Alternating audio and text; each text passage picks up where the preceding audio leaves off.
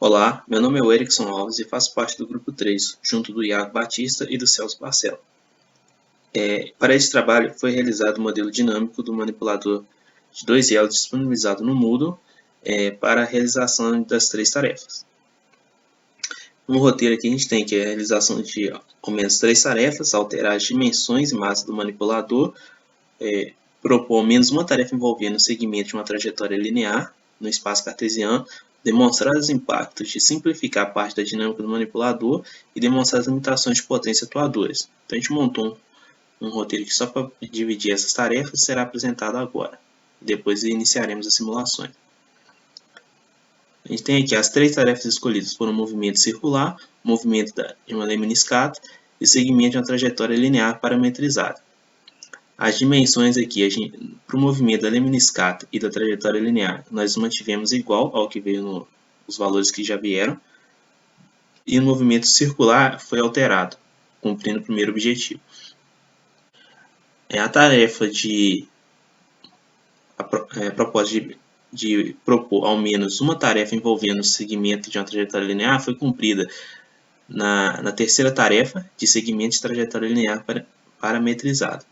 A demonstração dos impactos de simplificar a parte da dinâmica será demonstrada no movimento circular e, por fim, a demonstração das limitações de potência dos atuadores do segmento de trajetória será demonstrada no movimento da lemniscata.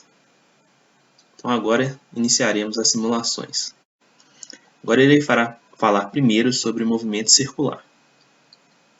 Para esse movimento do círculo, a gente alterou aqui, cumpriu o primeiro objetivo do trabalho, alterando as medidas construtivas, né, e a massa deles. A gente utilizou 0.8 e 0.7 para comprimento do elo 1 e 2 e massa de 0.7 e 1.1.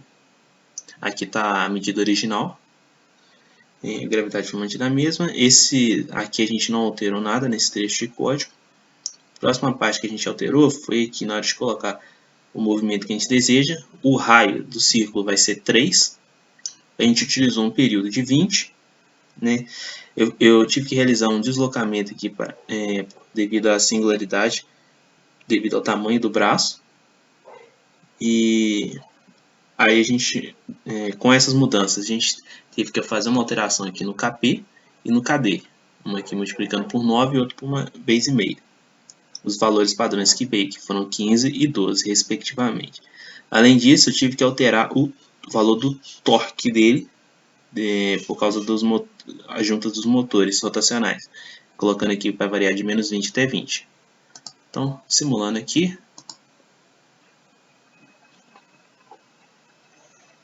A gente pode ver aqui que o manipulador consegue seguir a trajetória desejada praticamente perfeitamente.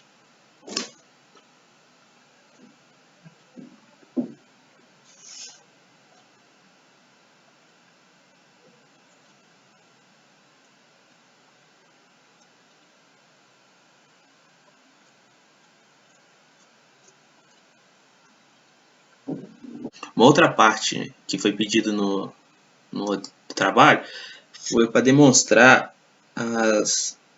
os impactos de simplificar parte da dinâmica do manipulador. Neste caso aqui a gente pode ver nessa simulação que caso a gente, por exemplo, numa situação real, se ignorasse o atrito, por exemplo, o manipulador ele não conseguiria fazer corretamente esse caminho, conforme foi visto agora. Ele sofreria um desvio.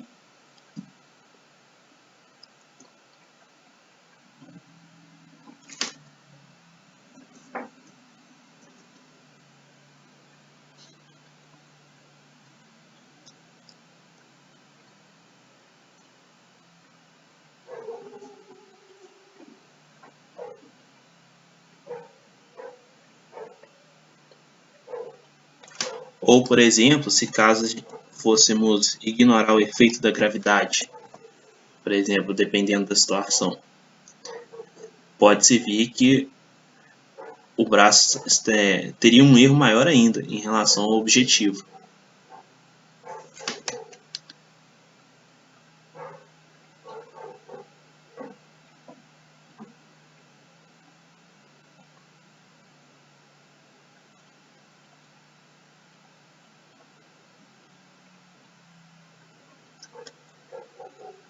Então a gente pode ver aqui a importância de se levar em consideração certos fatores na equação do controle. Do movimento circular é isso. Agora vamos para o próximo movimento. Prosseguindo, a gente tem aqui a trajetória linear. Para simular ela, né, a gente manteve as características originais disponibilizado no código original, com comprimento de 0.6 e 0.5, as massas de 1 e 0.8. Nesses próximos não foi alterado nenhuma parte do código. E agora, dentro da malha de controle.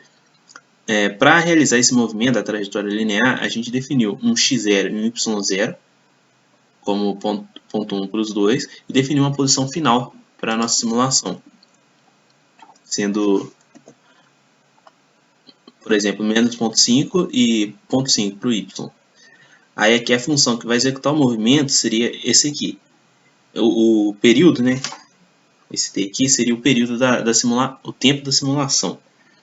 Ou seja, enquanto o tempo da simulação for menor do que esse t aqui de 25, vai ocorrer o deslocamento. Quando esse tempo for igual, aí a simulação vai ser encerrada. Vamos simular aqui primeiro. A gente pode ver aqui que o deslocamento objetivo está indo para cá, seguindo a trajetória linear, e o manipulador ele tende a percorrer e entrar nessa trajetória linear e seguir o objetivo.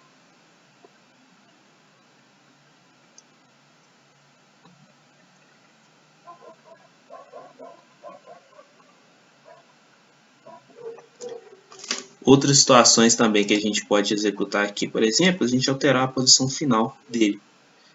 Por exemplo, se a gente colocar essa posição de forma que o manipulador teria que passar pela origem. Ele vai fazer um desvio em busca de alcançar a trajetória e depois vai continuar o caminho.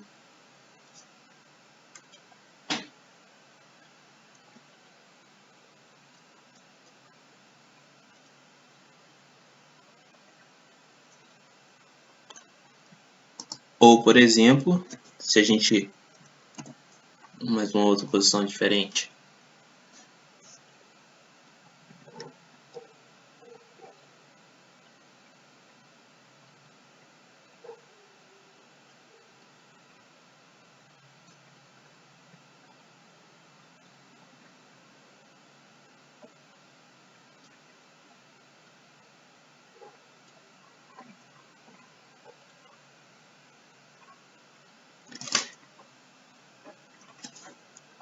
E por fim, caso o manipulador desse de encontro com a própria trajetória, né, do objetivo, ele faria uma volta pequenininha e iria atrás do objetivo, conforme pode ser visto nessa última simulação.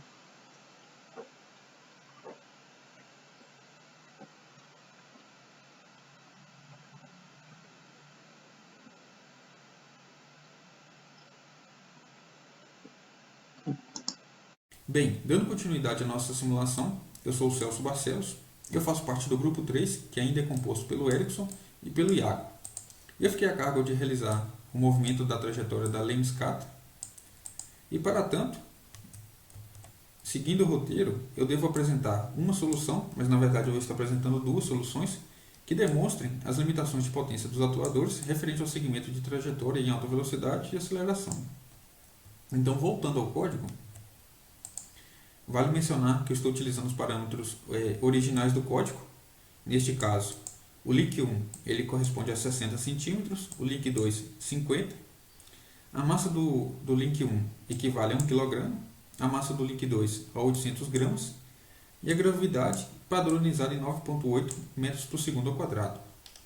Avançando um pouco no código, mais especificamente na malha de controle, eu estou utilizando um período de 5 segundos e ao rodar o meu código,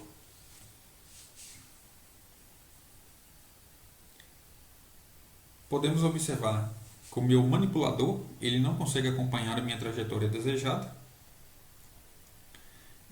Nesse caso, a gente pode observar que ele realiza um movimento irregular e, além disso, eu posso observar que a minha trajetória ela se move mais rápido do que o meu efetuador.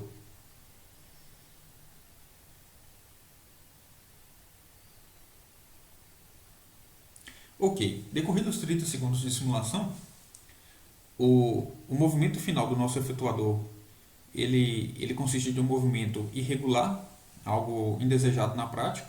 Então, a primeira forma de solucionar esse tipo de problema conforme foi mencionado, eu observei que a minha trajetória estava se movendo mais rápido do que o meu efetuador. Então, uma primeira solução é eu fazer essa trajetória se mover de forma mais lenta. Então, neste caso, eu posso estar aumentando o meu período. Neste caso, eu vou aumentar ele em 3 vezes. E com isso, a minha trajetória vai se mover de forma mais lenta e o meu manipulador deve ser capaz de agora de conseguir acompanhá-la. Então, ao rodar o código,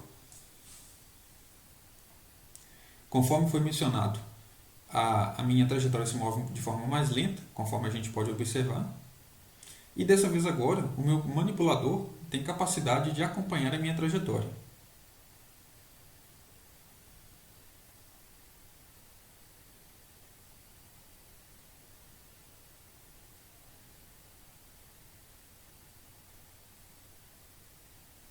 Ok. A segunda solução que eu gostaria de apresentar, eu vou estar voltando o período para o seu valor original. A nossa segunda solução consiste em aumentar os ganhos do nosso controlador. Neste caso, eu vou estar aumentando o meu ganho proporcional em 3 vezes também. E, ao rodar a nossa simulação, eu gostaria de atentar a um ponto que eu vou explicar mais adiante.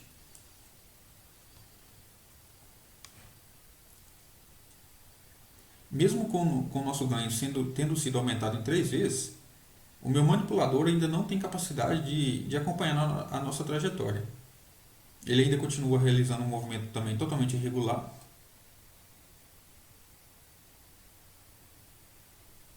E assim como na vida real, vale mencionar que, apesar de eu aumentar o ganho do meu controlador, eu devo lembrar que os motores eles têm uma limitação física referente ao torque que ele pode desempenhar. Então, não simplesmente basta eu aumentar o meu ganho, já que eu estou propondo um controlador dinâmico, né, que leva em consideração alguns parâmetros físicos do nosso motor. Então, o que eu devo fazer? Já tendo aumentado o nosso ganho, eu devo lembrar também de aumentar os limites de saturação de torque do meu manipulador, dos motores referente ao movimento das juntas. Neste caso, eu vou aumentar de menos 5 para 5, de menos 5 para menos 15 e de 5 para 15, ou seja, eu estou aumentando o limite em 3 vezes. E agora, aumentando o limite de torque das juntas rotacionais, eu posso observar que o meu manipulador agora ele é capaz de acompanhar a minha trajetória.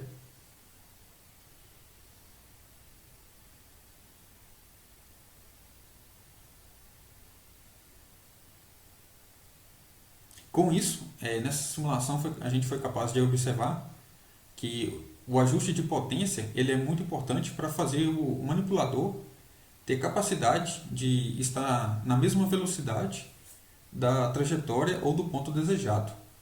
Então, com isso, eu espero ter atendido as metas que foram solicitadas no roteiro. E no mais, professor, um abraço e até a próxima.